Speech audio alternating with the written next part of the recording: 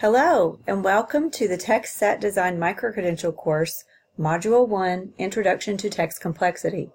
I am Dr. Angie Gunter, a Regional Literacy Specialist in Western Kentucky and designer of the Kentucky TextSet website.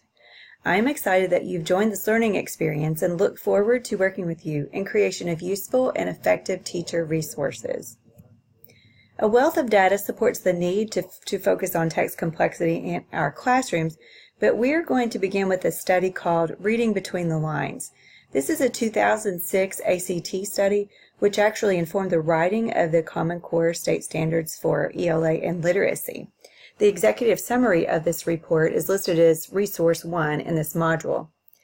In Reading Between the Lines, researchers sought to examine what factors differentiated those students who equaled or excelled the benchmark score, 20 out of 36, in the reading section of the ACT College Admissions Test, from those who did not. Prior ACT research had shown that students achieving the benchmark score or better in reading had a high probability, 75% chance, of earning a C or better in an introductory level course in U.S. History or Psychology, which are two common reading-intensive courses taken by first-year college students, and a 50% chance of earning a B or better in such a course. In the study, researchers investigated what factors differentiated students who could score a 20 on the reading portion of the ACT from those who could not. Since the questions on the reading test assess two levels of comprehension, literal and inferential, they began by looking at students' ability to make inferences, thinking this could be the differentiating factor. However, this was not found to be the case. The number of inferential questions lower scorers answered correctly was proportionally similar to those of the higher scoring students. In other words, if a student was able to answer literal questions, he or she was equally able to answer inferential questions. So, the results demonstrate that ability to infer did not differentiate students who met the reading benchmark from those who did not. In addition to the two levels of comprehension assessed by the reading test questions, there are 5 kinds of textual elements which students are asked to demonstrate. These include main idea or author's approach, supporting details, sequential comparative or cause and effect relationships, meanings of words, and generalizations and conclusions.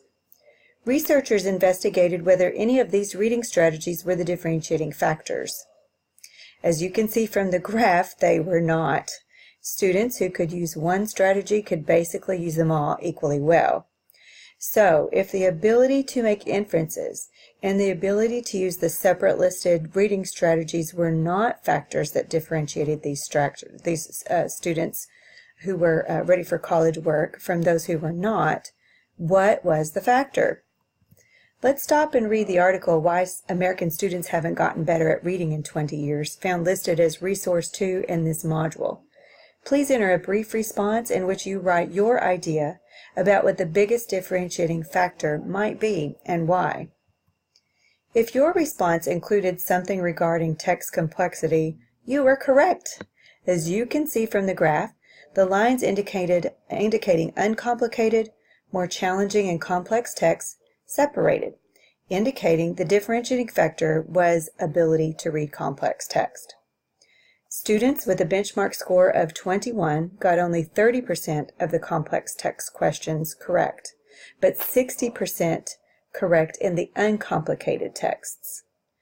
These findings demonstrate that complex text remains a differentiating factor up to a score of 34, and 36 is a perfect ACT score.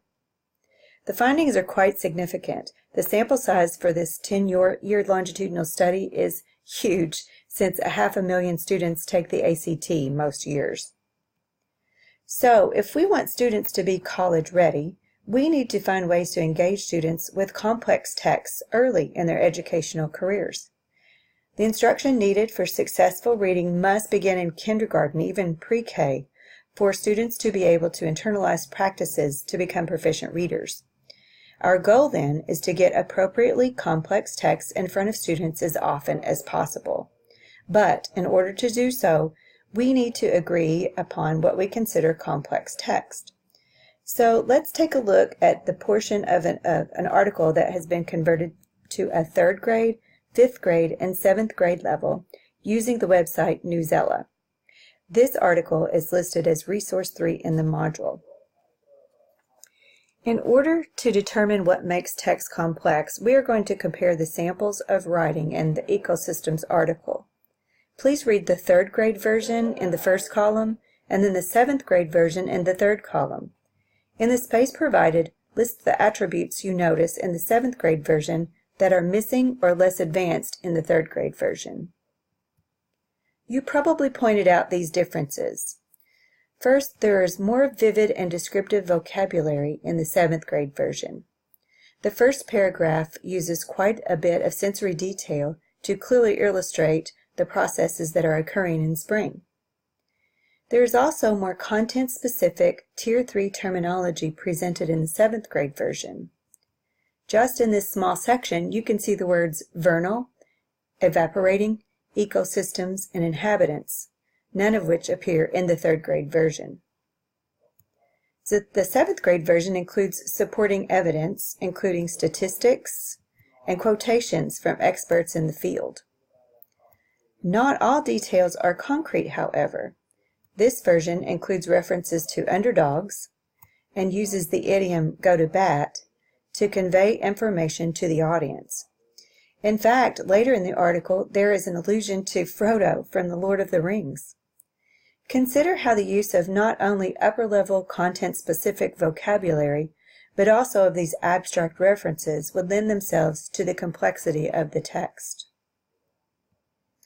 We've just spent a few minutes discovering what researchers have spent considerable time studying, and the resulting list is a product of these studies. Reading through the list and comparing it to the features we've previously discussed reveals that we have hit on several of the same indicators. Features number 2, 6, and 10 could connect to the section headings, as we saw in the 3rd grade less complex version, but were absent in the more complex 7th grade version. Those headings tell readers here's what you're getting ready to read, which makes it easier for students. It should be noted that number 8, uncommon vocabulary, was by far the feature that increased the complexity for texts most for students. Knowing that providing students with and helping them access complex text is the best way we can prepare them to be college ready, this is essentially a list of what we should be looking for when we are selecting readings for our students. Well, Dr. Gunter, you may say, not all of my students are going to go to college, and I get that. Many of my students plan to work on their family farms, or in grocery, or big box stores or factories, or they were going to attend tech schools to be welders or plumbers or join construction crews. So I just searched for information about how to apply for government housing. The first article I came to was this one. I entered the text of the article into Lexile Analyzer and found that it was a 1400 to 1500 Lexile, which is equivalent to beyond 11th and 12th grade Lexile bands, which are between 1185 and 1385. So, exposing students to and teaching them how to navigate complex texts prepares them not only to be college ready, but also career and community ready. I always think about the difficulties I and many of my coworkers experience every year when we are presented with health insurance options. I would love to go to Human Resources and ask for an adapted version of the health care plan document, but there is no such thing. The first 2 bullets on this slide are important. Students need to learn to decipher complex text, and giving them only simplified versions of text is not teaching them valuable skills they will need. But I really want to emphasize their 3rd bullet here. There is no evidence that struggling readers grow by reading simpler texts. Consider this research by Bonnie Armbruster. Read the slide and type an analysis or an explanation of what you see on this slide. What is your understanding from looking at this slide? Sometimes the phrase cognitive level is confusing, so consider it as what we would think of as IQ. The higher my level, the fewer times I would have to come into contact with a word to learn that word. Students with the lowest cognitive abilities need to see the word almost 3 times more than those at the high end of the spectrum. This research has some big implications for educators. Consider what happened when we created the 3rd grade simplified version of the ecosystems text. What was left out? It was vocabulary.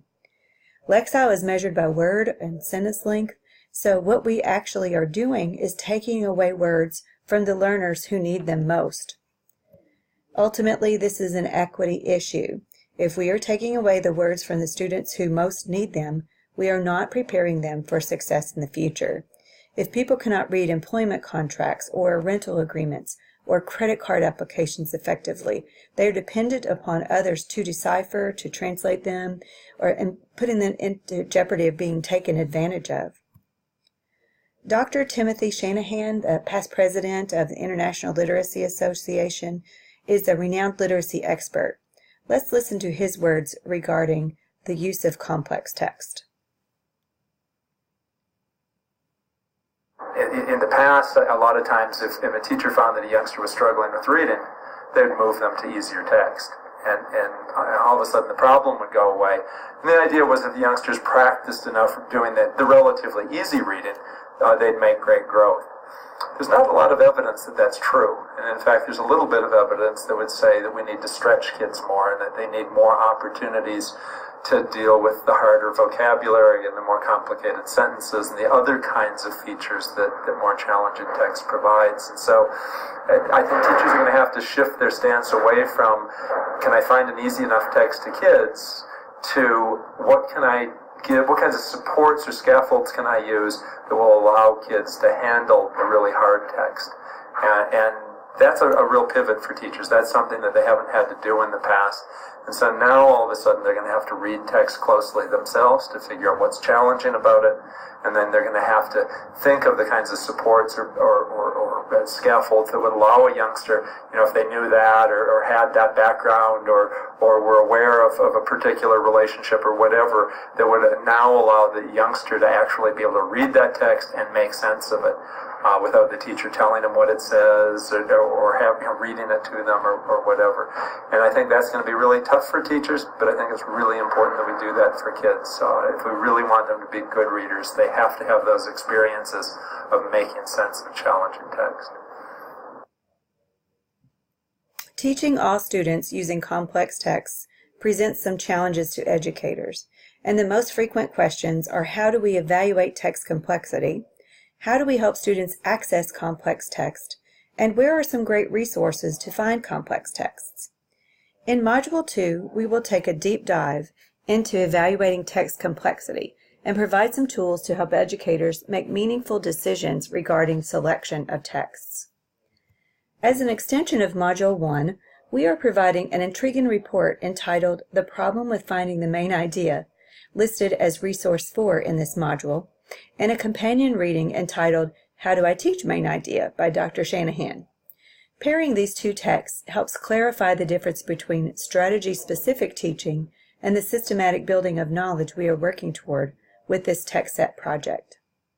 Congratulations for completing Module 1. You are now ready to move on to Module 2, Assessing Text Complexity. Happy reading!